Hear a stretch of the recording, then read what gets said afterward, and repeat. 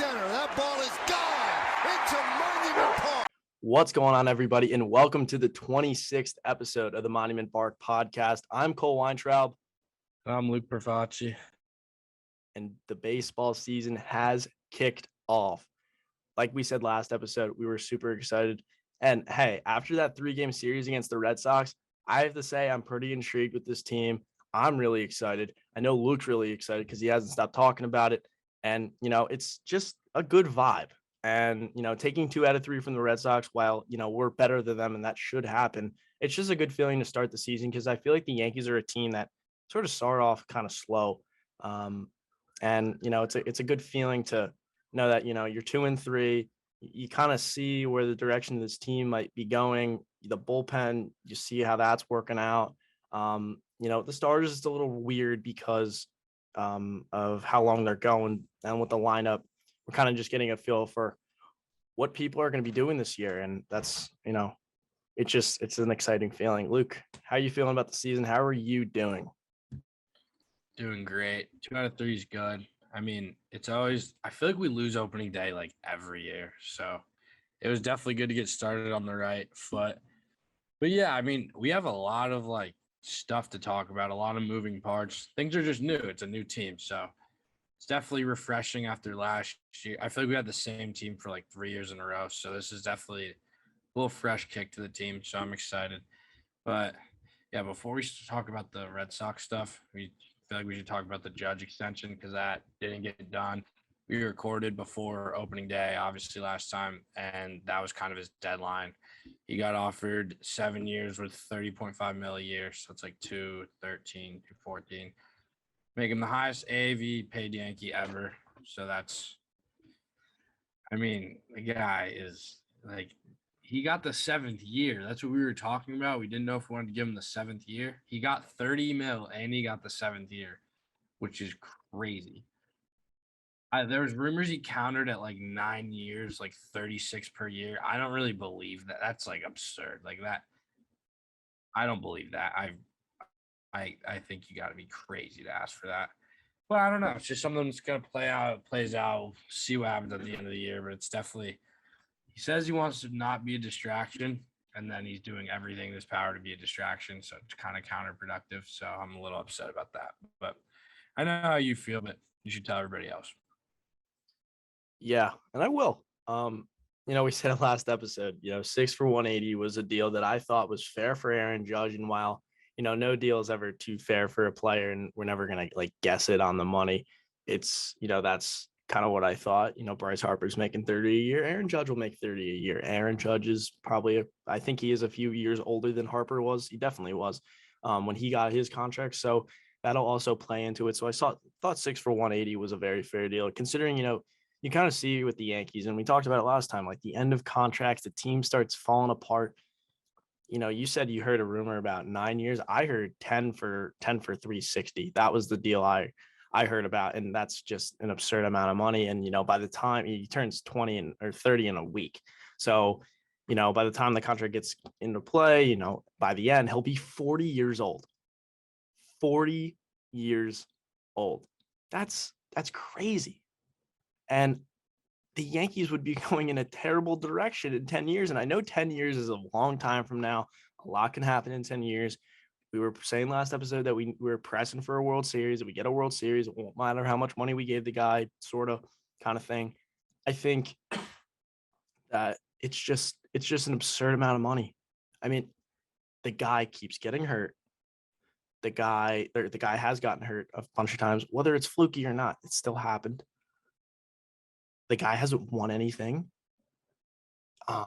It just there isn't too much substance behind it backing up his deal. He's a great player and he's going to demand a lot of money, but I think he's demanding a little too much money, and he's not looking at it from the team's perspective, because what he does to the team, especially with Stanton's contract, especially with Garrett Cole's contract, these contracts are going to be bundled up for I think 5 or 6, maybe even 7 more years all together in 3 players.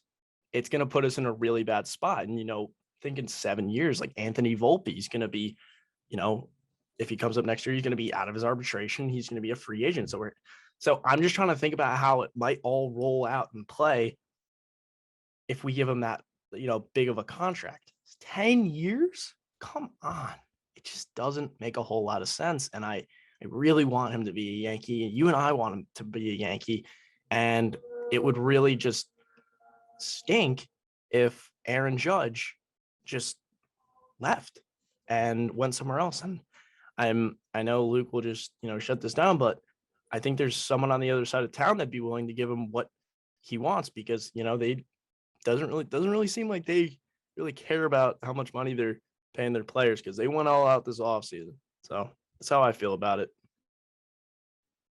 The guy, it's kind of like the Patrick Mahomes thing. That's how I've been thinking about it. It's like, yeah, he won and then demanded $3 trillion. It's just like, fine, you won them a ring. Like, you can do what you want. This guy hasn't won anything. He's not a choker by any stretch, but he's not like the clutchest guy in the world either. Like, he has his moments, I'd say. He's not like, you can't just outright call him a clutch player. Like, I wouldn't say that's fair. He's a great player, but when you haven't won and you're not like significantly more important than some of the other guys on the team, it's just hard. It's hard to demand that much, especially when he's 31. He's going to be 40 by the end of his contract. Like, I'm going to be 29 years old by the time his hopeful deal ends. And that's way that can't happen. I don't know. I mean, if he balls out this year, he'll get what he deserves. I think it'll be from us. I don't think they'll let him go. I really don't. But it's just an interesting situation that's going to linger all year. And I kind of wish we could have just gotten it done and then played. That's all I got. I mean, talk about 10 years from now. A lot can happen in 10 years, not just the Yankees. So that's a scary thing to think about. 28 years old, 29 years old. It's a whole new stage of life. And, if the Yankees didn't have a World Series by that point, I might be losing hair at 29. And that does not put me on the right track. So, opening day, a lot of anticipation. Yankees get delayed. And it was like, well, the lockout, we thought it was going to delay part of the season. And then, opening day rolls around and we still get delayed. So that was kind of funny. Actually, not really funny because it kind of made everything a little more challenging, I guess, for both teams at that point with that extra day. So, opening day, lots of anticipation. Like I said, Garrett Cole's on the bump. And Luke and I were speaking a lot about it before the game. And I was voicing how I wasn't too confident in Garrett Cole. And I know, here's the thing. If you're paying your ace $330 million, I should feel confident when you pitch on opening day. And the thing is, I didn't. That's not a good sign. And the fact that it was coming against your division rivals, your all-time rivals, the biggest rivalry in sports, and I'm still nervous, that's a problem. We sign you, give you all that money to lock down this team. It's not like when we traded for J Happ because he pitched well against the Red Sox. No, we signed you to win important games, and any game against the Red Sox is important. I don't care if we're in contention, out of contention, to knock them out of the playoffs, whatever. It's all important. And Garrett Cole came in and didn't do his thing. In the first inning, he gives up a Rafael Devers bomb.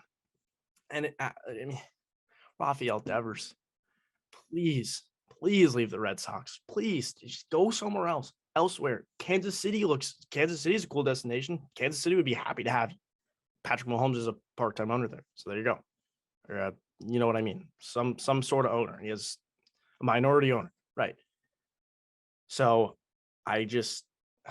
after that start, I think Luke and I look at each other and kind of giggle. I mean, like, it was a pretty standard result because it was just the vibe isn't there. His fastball is very hittable sometimes.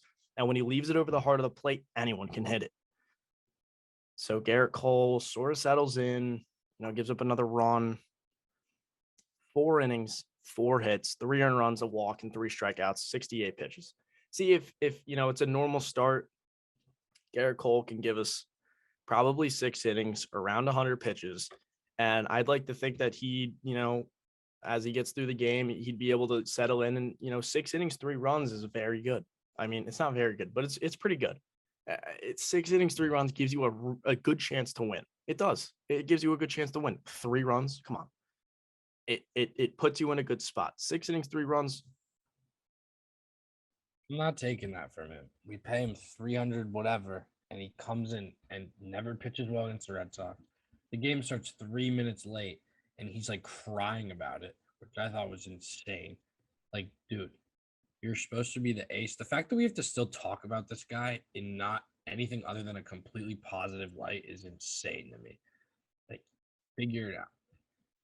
He did settle in. He started to look nasty, but it's just he's kind of a mental midget. Like these big games, he gets all worked up, and then something goes wrong, and it falls apart.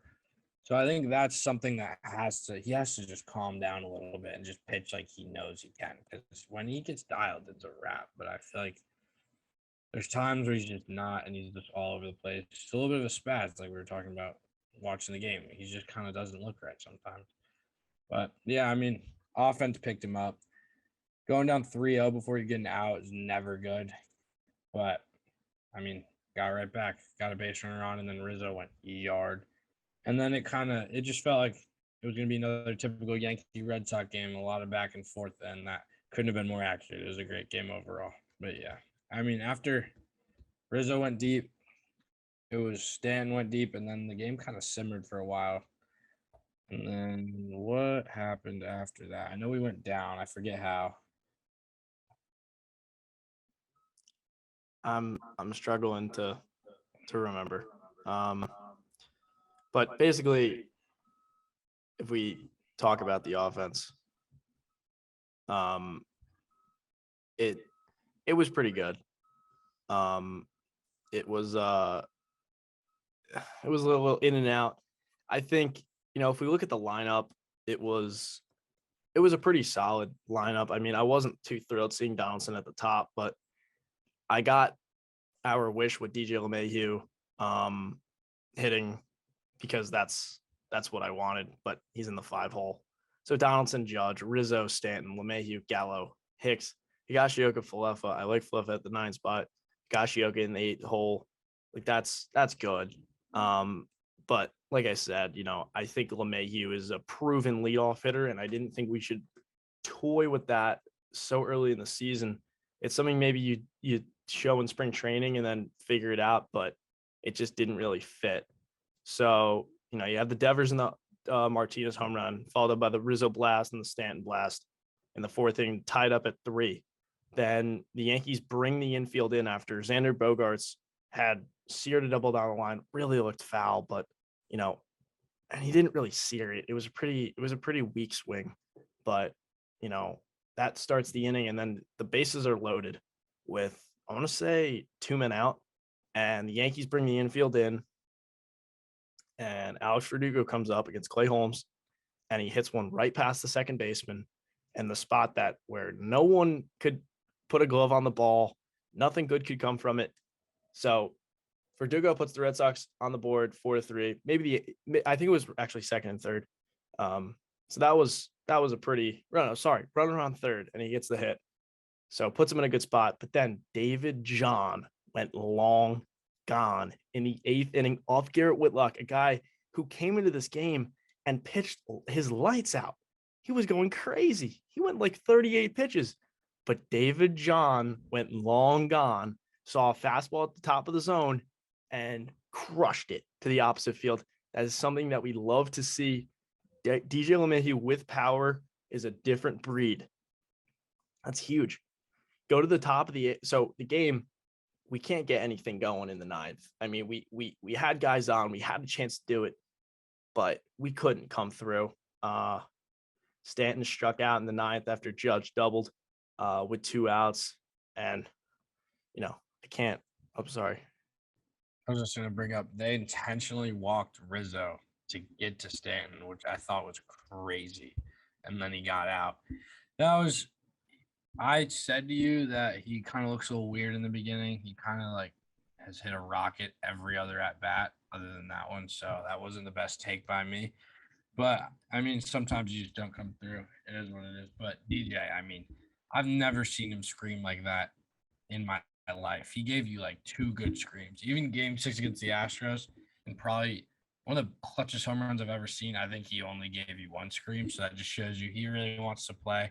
even though he doesn't come off as the most like emphatic guy. Like he's not.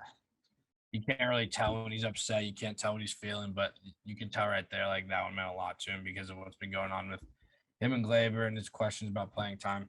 So I definitely think that was a big moment. And then in extras, Michael King. I mean, he gave up a run on a little bloop by Xander, who just he had a great game. I mean, he had like 3 hits. He's just a stud of a hitter. But King looked so nasty. Like he was spotting up. He was throwing his fastball like 96 at the letters, like top of the zone, then throwing his like sweeping slider. Or he just has a bunch of stuff that moves, and it was all working for him. So he just gave up that 1 run, which gave us a shot, and then we got the bases loaded and pinch hit Glaber. And I thought it was going to be some type of storybook ending where DJ and him both come through to win us the game. He didn't win us the game, but he went down 0-2 and then hit that sac fly, which sac flies underrated. I mean, if we hit sac flies in all 3 games, we would have had a sweep. So, definitely underrated. Have to give him props for that. And then, King shut the door on the top of the 11th. It didn't even come close to getting a hit against him. He was dialed, and then Donaldson hit pretty much the first pitch he saw for the walk-off, which was you can't starting the season off with a walk-off gave me a little 09, like, chills. I was like, oh, here we go. But it was definitely a good start to the year. It was a great game overall. It was really fun to watch. I think it was the first Yankees opening day walk-off since like the mid-50s. So that was cool. And especially when it's a guy like Josh Donaldson who, he comes into the game and, he's the new Yankees, the guy that we settled for, the guy that, we didn't really necessarily want at the beginning. And now he's on the team. And he goes 2 for 6 with an RBI in his first game. And that one of those hits was a walk-off knock. And that's huge. I mean, that's something that you love to see, especially a guy who, we don't really know how truly clutch the guy is. So when he does something like that in a Yankee Red Sox game, especially on opening day, that's really encouraging. And it really, it was just a good win. The bullpen was awesome. I mean, Chad Green went an inning. Clay Holmes went, Clay Holmes, good stuff, but it wasn't really going his way. Miguel Castro was, an out, but a big strikeout against Vasquez in the moment. Loaiziga goes an inning in a third, doesn't give up a run, strikeout. Peralta goes two-thirds of an inning, throwing just straight gas, 97, 98. Where'd that come from? Thank you, Matt Blake. Aroldis Chapman comes in the 9th, just dirty. His first pitch went to the backstop, but it wouldn't be a Chapman appearance if the ball didn't go to the backstop. He goes an inning, strikes out 2, and then Michael King, like Luke just alluded to, just great. Just a really good performance from Michael King. And I've been saying it for a long time. The guy comes in out of the bullpen, he starts throwing what he wants. He starts throwing a little harder. Everything sort of just works out. When you have that much movement and you're throwing that hard, you're very hard to time up. And that's good.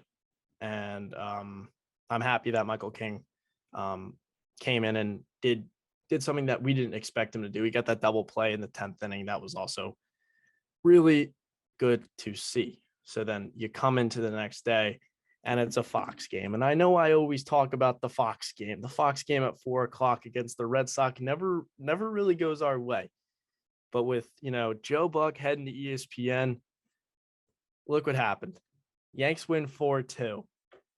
And let's talk about it, man. I mean, there wasn't really too much that went on this game. Luis Severino's back for his first start in the Bronx. And I think his stuff looked really well. It looked really good. I mean, me and Luke and I saw he was throwing his upper 90s fastball kind of effortlessly too.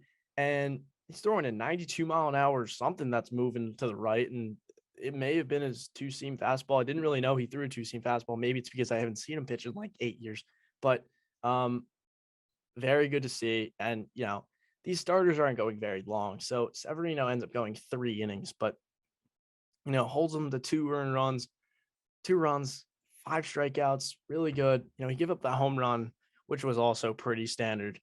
Just yet another just Boston home run, beginning of the game. What's up? That wasn't even it. Kiner-Falefa booting that ball. We were just talking about it in real time watching the game. If something like that happens, he has to get the next guy out and then he'll be fine. but there's always like a buffer batter where it's like something could go really wrong here. And I mean, he threw 2 fastballs in the sweet spot for Verdugo. On the second one, he hit a bomb. It's definitely still like shaking the rust off a little bit, like you alluded to. He hasn't pitched in forever. But other than that, he looked gross. Like I was very happy with what he was doing. I'm hoping in the next, like not the next start, but the one after that, he can get 5 innings, like relatively easy, no problem. He had 1 inning where I think Vasquez worked him like 10 pitches and there was the error. So it was like a 30 pitch inning that kind of derailed this whole outing. But I mean, yeah, if he keeps tuning up those put away pitches, he'll limit the 10, 11, 12 pitch at bats. And then, I mean, if our defense backs him up, he'll pitch better. So I definitely think there's nothing bad to say about his outing at all. I completely agree, and it's good to see Severino back and doing his thing. Yanks went with a little bit of a different lineup. This game they sacked Glaber in the first game, but pinch hit. The second game, Glaber's in the lineup, and this is kind of like the lineup that me and Luke kind of made. Just once again, LeMahieu instead of Donaldson leading off. Donaldson DHing, Judge in center. Good to see. Rizzo at first, Stanton in right, LeMahieu at third, Gallo in left, Torres at second, Higashioka behind the plate. Like that's and Kiner-Falefa that shortstop.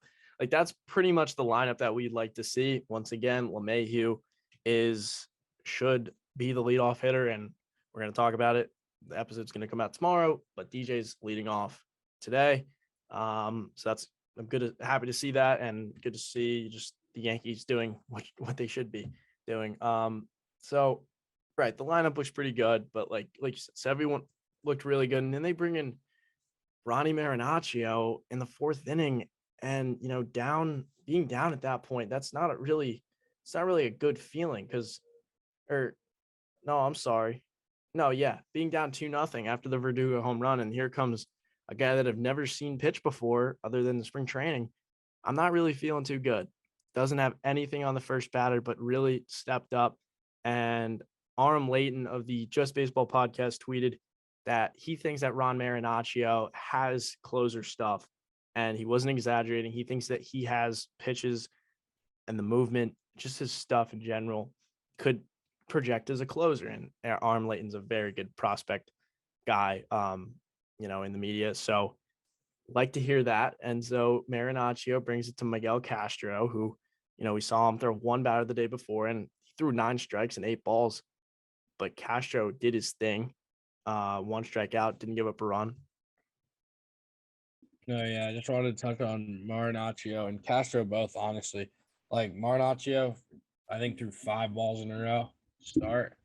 I thought that's the type of game where in the past we go down to we just bring in a back end guy or not a back end guy, like one of our worst relievers, and it just gets ugly quick. So I was kind of getting that vibe, especially when he threw 5 balls in a row. But I mean, after the mound visit by I think Rizzo, it was Rizzo. He threw pretty much all strikes. He ended with 19 pitches and 12 strikes. So he factored on those first 5. He pretty much pounded the zone after that, which is good to see. And then Castro was also a little wild in opening day. I think he walked the first guy he saw too, but he got out of it, and then he looked gross today. So I definitely think some of these guys are shaking off the nerves and kind of rearing it back and throwing out how they should, and giving our offense a chance to get back in all these games. I agree. And to follow was Lucas Litke. And Lucas Litke was a guy, he was a candidate for me to be a bust. And it's because his stuff isn't fantastic. He does have some good some good out pitches. But after last year, you look at his ERA, you see the 2.7, but then when you really watch it, he is coming in tough situations with a bunch of guys on, but he's still giving up the big hits. So I just didn't really feel too confident. He goes 16 pitches, 9 strikes. He goes an inning. He gets the win and walks a guy and strikes out 2. Like, that's a very good outing for him. Chad Green comes in for a consecutive day in the 7th inning. And, I know Luke's not big on the 7th inning with Chad Green, and that makes sense. And he came in earlier the day before. But if Chad Green's going to throw a scoreless inning, it doesn't really matter where he's pitching. And I think that he fits into that role well. I actually prefer him in the 7th. Getting him in as low like as low of like a serious situation as possible. I feel like the seventh inning is honestly perfect for him. It's like eighth inning, gets to crunch time. Usually, like the middle of the order is coming back up. It's a tough situation. I feel like they'll rock his fastball, but in the seventh inning, it's just way less of a stressful dynamic, and I think that's something that's good for Chad Green because he's been in high leverage situations pretty much his whole career. And I think that's catching up to him. I think they're kind of figuring him out a little bit. So maybe putting him in lower leverage, maybe using a different pitch mix, or not even different pitch mix, just like different pitches and different counts. I think just tweaking him a little bit and doing it in different situations is going to benefit us. And now, I mean, Clay Holmes is gross, Wandy's gross, Loizaga is gross. Obviously, we have Chapman. We kind of have wiggle room to where this guy isn't forced to come in and throw the eighth inning every day. So I think the depth that we've developed our bullpen with is going to help him out a lot, especially with guys like, I mean, Castro. I mean, with his stuff, he has high leverage potential. I don't know. I'm not ready to give him that obviously yet, but it's coming. And that's our bullpen is making me very excited how they look so far. I'm not trying to get too excited about anything or too down on most things, but the bullpen looks sick, and I think we're gonna have a really good bullpen this year. You talk about Chad Green not coming in high leverage positions, and it's not that Chad Green comes into these high leverage and he can't find the strike zone. The thing about Chad Green that makes him one of the more reliable, and I know that doesn't really sound right, but he comes in and he throws strikes. And I think with the bullpen this year, where he doesn't have to pitch in these tough situations and he can come in against the lower part of the order, if he can throw strikes, he'll be successful and he'll get back to where we want to. Yeah, his ERA is good every year, but if he's pitching against the bottom of the order, and maybe even around the top of the order, guys with less power, he could be what we want. And like you said, we got guys now that can, pitch those high leverage situations, and it doesn't have to be him.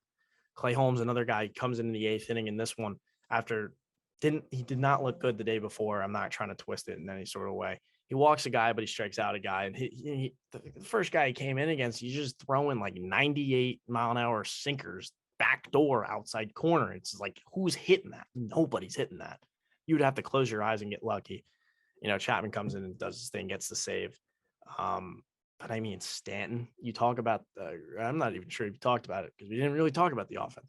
But Nick Pivetta, this is a guy that I'm never scared to face. I saw him pitch when he was in Philadelphia, and I know that that's who he is. And yeah, he's better. And he went 5 innings and he threw 80 pitches, but he started throwing these fastballs down the middle, and Rizzo just said, bye.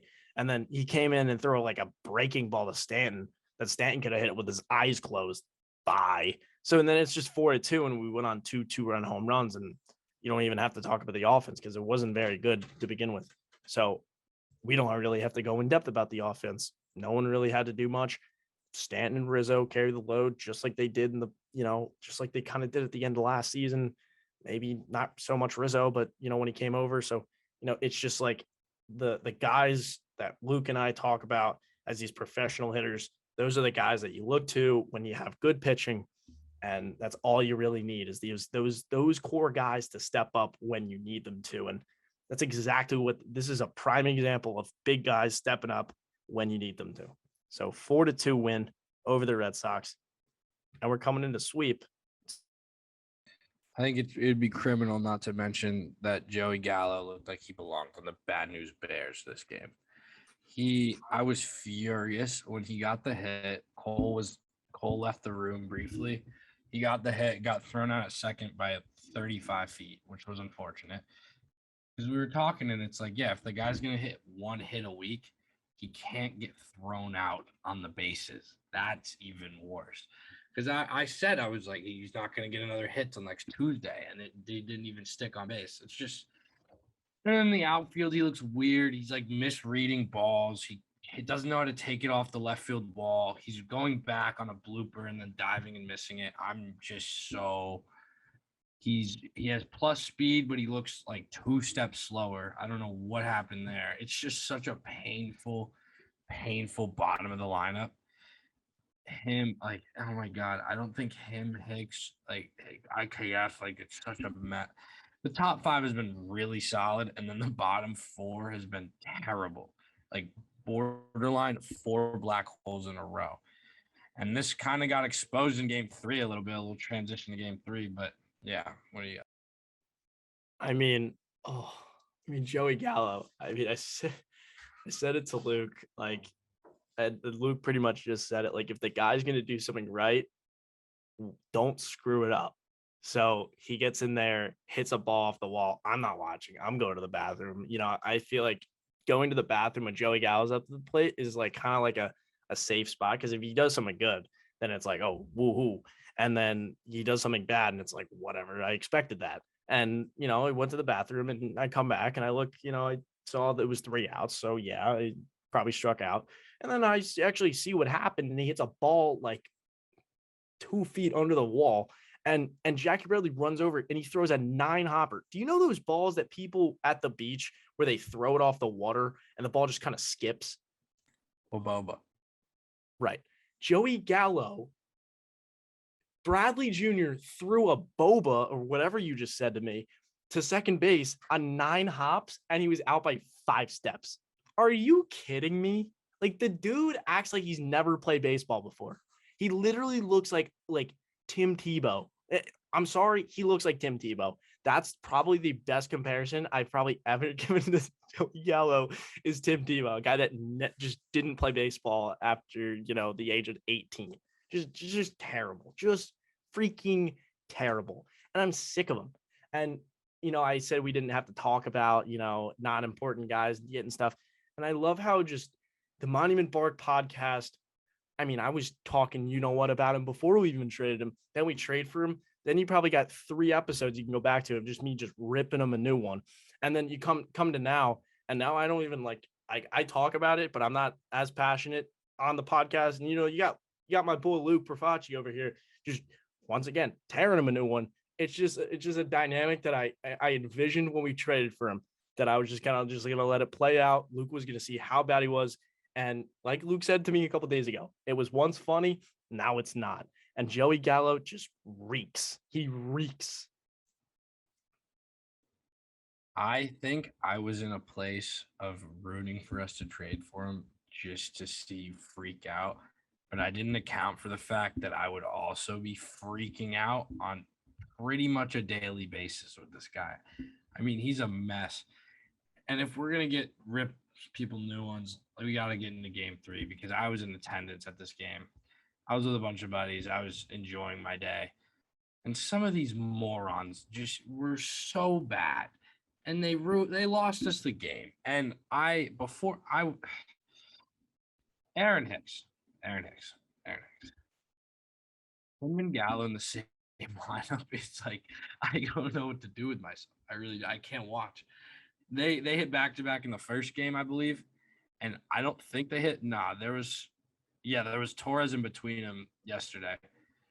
But I mean, that group, 6, 7, 8. We were talking before. They went 5 through 8.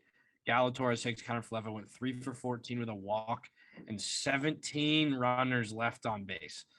And I'll single Hicks out because Hicks won. Kiner-Falefa hit a double.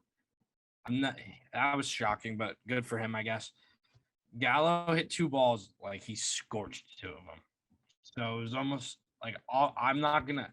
Game 2, he was an idiot, but game 3, I know he went over 4, but like at least he hit the ball hard. Like that's something. Hicks, I mean, he bases loaded, 1 out, second and third 1 out, didn't drive in anybody. I'm done with giving Joey Gallo the benefit of the doubt. He could hit the ball 800 miles an hour, and if it's out, he's out. It did nothing for us in the moment. I'm done. Stop giving him the benefit of the doubt, people. He's not good. So let's just use it as a reason to say he's not good. He didn't hit the ball hard. He did, but it's okay because I mean, dude, these guys. Torres hit a double too, but he kind of. I didn't even really realize how much of a hanger it was, but he flew out with the bases loaded and 2 outs, and it was just a very weak hack. I didn't like what I saw there. Did you even mention you were at the game? I did.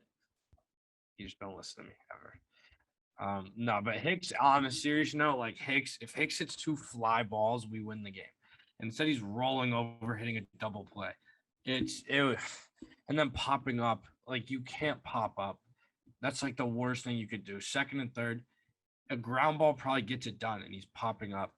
Then one more thing before we get into like the whole game, I just want to say, Jose Trevino, we acquired you to be a defensive catcher, right? He's a great framer, awesome. We gave up a run because of a leadoff drop third strike on a very blockable pitch. I can't with Gary. It was expected, and it was like, yeah, bad upside, dude. Block the ball. Like I can't. That was infuriating because it's like, of course, the Red Sox came through the sac fly, and we had 4 chances to just get 1 run in, and we can't. It was a frustrating game. That really, I mean, that kind of sums it up. Like Rizzo had a big hit. Monty got smoked by a comebacker, but he battled 3 1/3, 3 innings, or 3 runs. I mean, he went out there and battled. It is what it is. Like it's not why we lost. We should have hit more. It's really. I'll let you talk about the bullpen because this is your area right now. I was going to say, why don't we just talk about why we did lose? Nah, I'm just playing. I mean, the box score doesn't lie. Monty gets seared with that line drive, and I was in the shower. Wasn't clothed. I was looking over at my phone. There's Jordan Montgomery just rolling on the ground in pain. So I'm like, damn, this stinks. So he guts it out, does a pretty solid job. He pretty much gave you a Montgomery start in 3 innings, and he probably would have given you 2 more innings, and he probably wouldn't have given up a run. But like 5 innings, 3 earned runs, 6 strikeouts is the most Monty thing I've ever seen, and that probably projects to whatever if you would have won 5 innings. Clark Schmidt comes in the game, and like, I guess Clark Schmidt was never really, but when we made the roster together last episode, Clark Schmidt wasn't in our bullpen, and here he is pitching in a tie game. Maybe he came in before. Here he is pitching in a tie game. I'm just not mentally prepared for this. Like, I'm not. And he comes in, and I'm like, Clark Schmidt. Like, he was warming up when Montgomery got drilled. I didn't think he was actually going to, like, pitch. He comes into the game, and I'm like, oh, my God, like, Clark Schmidt. And, like, he looked pretty good in his first couple of innings. He did well. He wasn't striking out everybody, but he was, forcing outs. And that's all you need to do when you're a pitcher. It doesn't really matter how you do it. But then Bobby Dalbec comes up, and a guy that we locked down the entire series, and I'm just waiting for him to do something, anything, Bobby. Everyone talks about you like you're the freaking next Kevin Youkilis, and you're coming up to the plate and just do nothing. And then he hits a home run, and then we're losing. And in a game when I know this isn't necessarily Clark Schmidt's fault, but in a game when we can't put the bat on the ball when we need to, and then he gives a home run, it was just like everything fell wrong. And like we hit the ball so well, just not when we needed to. And then Clark Schmidt gave up the home run. I just don't want to see Clark Schmidt in the bullpen. He's a starting pitcher to me. Why are we telling a 23, 24-year-old starter that he's a failed starter and putting him in the bullpen now? Like, it just, you don't go from the starting rotation to the bullpen and then back to the starting rotation. You go from one thing to the other. It just shouldn't, you don't go from the bullpen back to the rotation. And I think that he should be a starting pitcher on this team. And I understand if you send him down, someone else has got to be on the team. And I know that rosters are expanded. I know starters are going shorter, but I'd much rather have a guy that we've seen do it before. And I know he showed it yesterday, but in a game, the context of the game made Clark Schmidt coming in and giving up a run me upset. It made me upset because we lost the game, and it wouldn't, I don't know. The rosters are expanded till April, and these guys are going short. So that's probably why we need double long man. We have King, we have him. Looks like Nestor's going to start, which we shouldn't have a problem with because we had a full year of that last year, and he was a dog. He pitched well. These people are grown men. Like, if we need you to be a long man for a little bit, you're going to be a long man for a little bit. It's not like he's stuck being a reliever forever. I do want him to start, But it's like at a certain point, these aren't like 11-year-old kids who are just totally mentally like off. Like they're professional baseball players and they get paid to Gleyber pitch. Torres.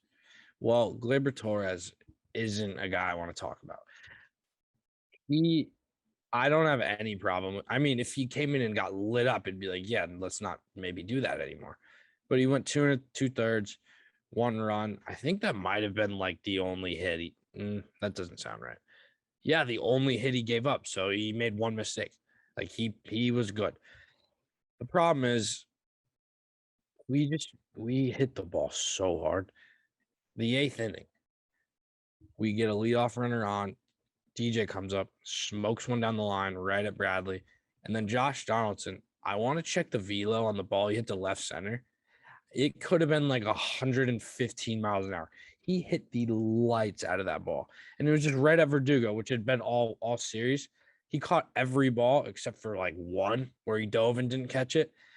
So I don't really place, well, I can't say I don't really place blame on anybody for this game because I spent the first 10 minutes of this game blaming everybody. So that's just wrong. But yeah, it goes back to not coming through running scoring position in a non-competitive way, like a rollover ground out and a pop-up isn't going to fly. Rizzo popped up in the 8th. First pitch, tough. I mean, he came through earlier and he's come through all series, so it's not really, it wasn't like bases juiced or anything. It was just a runner on first. But still, you want to see him extend that inning, get it to Judge. And yeah, I mean, we in the 8th inning, that was our inning, and it didn't come through. 9th inning, Judge leading off, nice little strikeout. Jake Diekman. I mean, he's not God. Like, come on, he's a lefty. You can't. I'm not gonna fault the guy. I mean, it was an 11 pitch at bat. He kept fighting it off, and then the one pitch he didn't throw him was a high fastball, and he is throwing 97. And it's a hard pitch to get on top of, especially when you keep fouling off like 86-mile-an-hour sliders over and over and over, and then he just like rears back and fires. Like, yeah, but I know when the Red Sox signed Jake Diekman, I wasn't thrilled because he can do that. He can come in and strike out the side against the heart of your order, or he could walk all three of them. And that happened being when he struck out the side. So, yeah. If the guy didn't act like he was Derek Jeter, I wouldn't even have mentioned that. But the guy thinks he's the biggest thing New York's ever seen, and he's just not even close. Yeah, Diekman came and carved us up in the 9th. It happens. We had our chances. We hit the ball hard a lot. Gallo actually smoked one with, I think, first and second no outs. That would have been huge. Like I said a million times, I can't even express how hard Donaldson hit that ball. Like it didn't fall our way. Also, I saw on Twitter earlier in the game on Judge's bloop I showed you before that kicked up towards foul territory. It fully went out of play for a ground rule double. Led to first and second instead of second and third. Stanton would have had 2 RBIs instead of 1. There's so much that everything went wrong. Everything went wrong. We have our defensive replacement drop third. Hicks hitting the ball hard, no outs, not coming through in some spots. It all fell wrong, and we lost by 1.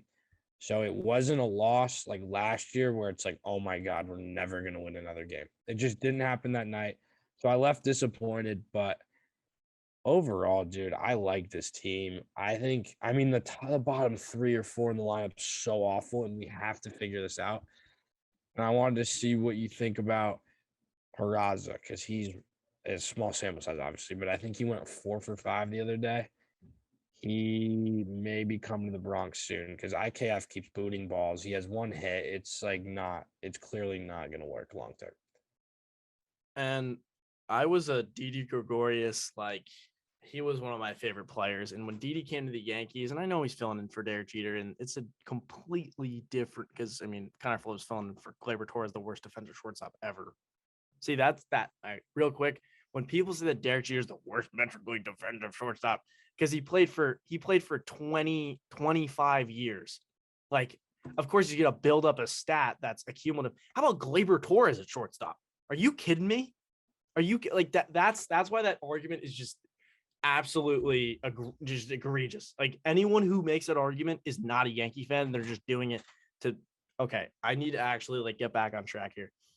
So Didi Gregorius comes in, filling in for Derek Jeter. and he can't feel the ball. Like, he's booting everything. He's throwing everything away. And he comes over as this defensive guy. And I'm like, what's going on? Well, I understand he's not hitting very well because he's never been like that. But, he's a great defensive player. Why isn't he playing good defense? And playing shortstop for the New York Yankees is not easy by any means. It's everything's hit to you. The ball always finds you. You got to make the play, and it's hard. And I'm not too surprised that Kiner-Falefa is not great from the start. But when that's your attribute and that's your thing, and you've already won a Gold Glove. Wait a minute.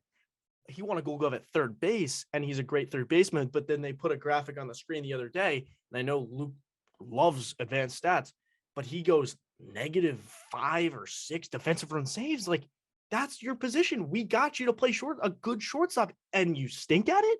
I didn't even know that. Like, no one's talking about it. It's because the Yankees went out and got this.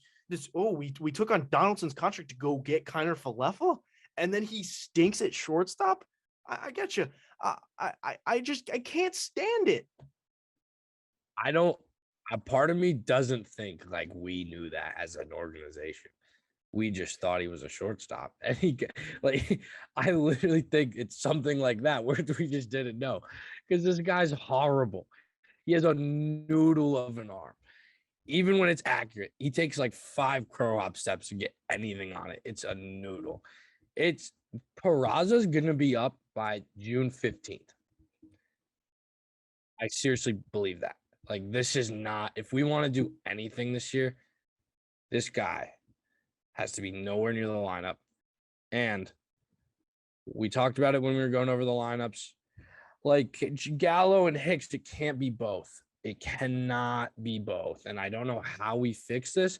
I think as we get into the summer, like pennant race season starts picking up, Stanton will be playing more outfield. He did play right a game, right? But yeah, he did when Judge played center. So I think as the season goes along, we're gonna see that more, and that's gonna mean less of Gallo and Hicks. I'm just worried about getting to the dance. I know game 1 of the playoffs, if we're there, it's gonna be Stanton left, one of the two in center, and then Judge and right. And that's fine because we have 6 or 7 reliable hitters. Stanton right, not Stanton left. Gallo and left. Correct. So those 3 are going to be in the outfield in whatever arrangement that they wake up feeling like doing, because they just do things sometimes. But it's going to make for some frustrating regular season games, and this was one of them. We left a million guys on base. All in all, though, bullpen looks sick, pitching looks sick, and I'm excited. Sorry to cut you off, but one more thing about Peraza. You start to think about it, it's like, how much worse can this guy be? Like, that's what I'm trying to say to you. And I understand, like, I don't really know how to work in the clock and starting the guy's contract and like how that could how that could affect his trade value. But if the guy comes up and he's pretty good, he's got value. He's got value. And I feel like he's one of those guys where it's like, we have another guy this time, so we're not going to hold on to him and not, expand on his value like we did with Miguel Andujar. We had nobody else at third base. We had nobody else. And then Gio Urshela comes out of left field. Didn't actually come out of left field, but you know what I mean? So that's a common phrase people use. And, we have Anthony Volpe. So we bring up Peraza. If he's really good, if he's any good, then we can chip him off and he's got even more value than he once did. But if he comes up and stinks, maybe his value isn't as high. So you got to look at it from both sides. But if he's going to give us a better chance to win, I don't see why not. Or, I don't know, play Marwin Gonzalez at shortstop. And I know he's upper 30s, right? You were going to say that too. I know. His upper 30s, and he's, not the most left to right shifty guy, but he'll probably play a better shortstop than we've seen from the 3 games that we've seen come from Kiner-Falefa, English Cole. I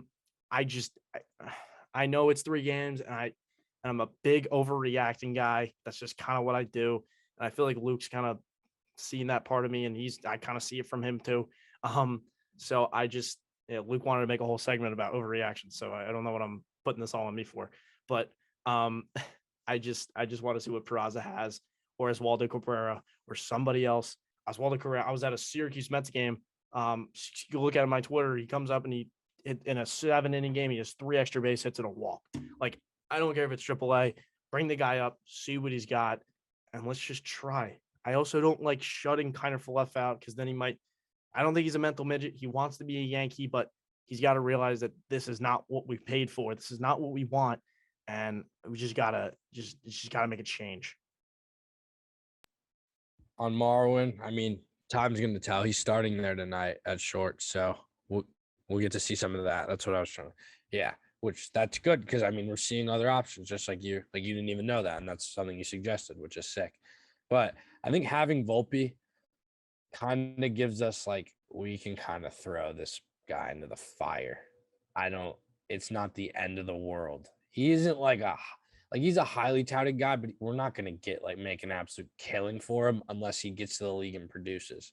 So I think the risk reward there when you have Volpe in your back pocket and Cabrera, I know like that's not like a reasonable thing to expect Cabrera to be like a stud, but having Volpe in your back pocket makes Peraza a little more experimental in terms of winning now. And say he panned out, IKF would be a great super utility. He's speedy. He can play. We know he can play third. He can play short, like kind of. I mean, if his arm stinks, why can't he play third? I don't know how that worked because, I mean, the guy throws a noodle over there. I don't know what's going on. It's insane. I mean, we have 5 second basemen, but he could play second. I don't think he could play. He looks like he could play the outfield, but I doubt he can. But I'm just saying, like, he'd be a good option, super utility. He could do a lot of things for us in that regard. He doesn't have to play every day. Yeah, that's all I got on. I mean, that's pretty much the most controversial part of our team right now is he looks like a high schooler out there, and it's like, my guy, we gotta field the grounders. But yeah, I don't know. I'm excited for this Toronto series. Huge 4-game set. You tweeted all the bad teams that we have playing coming up. You can read them if you want, but we have a lot of bad teams coming up, and so I think this could set us off on a tear if everything goes right. Yeah, and just like Luke said, I think if we can play, even if we split with Toronto, and I know that's kind of underwhelming, but you split or you take 3 out of 4, and that's probably the thing I'll be thrilled with, because then you go to Camden Yards where you just hit bombs, and I know their walls are different now, and I don't know how to feel about it, but we'll still do well. Then you got 3 against Baltimore, 3 against Detroit. Then you go back home to play 3 against the Guardians. I almost said something I shouldn't have said. Then you play another 3 games against the Orioles. And then you got 3 or more on the road against Kansas City. And I know the Kansas City games get a little weird, and we go there and Bobby Witt might hit 4 home runs against us. But those are teams that we should beat. And we're getting the Blue Jays out of the way pretty early. We've got 3 of them this month, 3 very early next month, and then two in the middle of. So that's really encouraging to see, because the Blue. And I know we're gonna have to play the Rays a lot and the Red Sox, but if we take 3 out of 4 now, and we can win whatever 12 or next 16. I know that's a lot of wins, but we're not playing anybody good. So you can't tell me we can't win. And I have big expectations from that number that I just pulled out of where. So I think we've got a team that can really beat up on the bad teams, because we're just better than last year. And last year we'd lose games against like weird teams, and it was just like, why? Well, this year we know why, and we have better teams. So hopefully that works. And like I said, yeah, Manoah tonight, and Manoah shut us down last year in his debut at the stadium, and it was embarrassing. And I called it, I think, on the podcast, and I told Luke all about it for his first start. But I think tonight we'll get to him. Then you got the next day, you got Cortez versus Kikuchi. We lit up Kikuchi probably when things were looking the worst. We faced Kikuchi in Seattle last year, right after he was inducted into the All-Star game, and we shelled him. So I'm feeling pretty good against that one. He's a lefty, throws soft. Third game, you got Garrett Cole against Jose Barrios. You know how I feel about Barrios. You know how Luke feels about Barrios. He doesn't scare us whatsoever. So, and it's at Yankee Stadium. So that's another thing. And then on Thursday at 7:05, we play Toronto once again, the fourth game of the series, the final game, Severino versus Gausman. I'm interested to see what the Yankees can do against Gausman because I'm pretty sure the last time Kevin Gausman was on the Orioles, which was in the division, the Yankees were a completely different team. So I wonder, and he's a much better pitcher. So we'll see how that levels out and Severino's going. So hopefully he can go a little longer and we'll see what he's got. What's up, Luke? We don't sports bet because we're underage, but I think we're going to score 100 runs off Kevin Gausman. I don't know why. It's one of the strongest intuitions I've had. I feel like I'm always thinking something weird's going to happen. It's kind of how my brain operates. But that game is going to have a lot of runs. He's like, I feel like we do well with, we're just going to, like, he's going to hang a couple and they're all going to get smacked. That's just how I feel. When the Blue Jays signed him, I was like, oh, all right, Kevin Gausman, whatever. And then I watched a video of him pitching, and he throws this fall off the table splitter that is probably the best splitter in baseball. And I feel like that's a pitch that we would just have fits with the entire game. We'd either lay it off all the time, but he does throw it for strikes.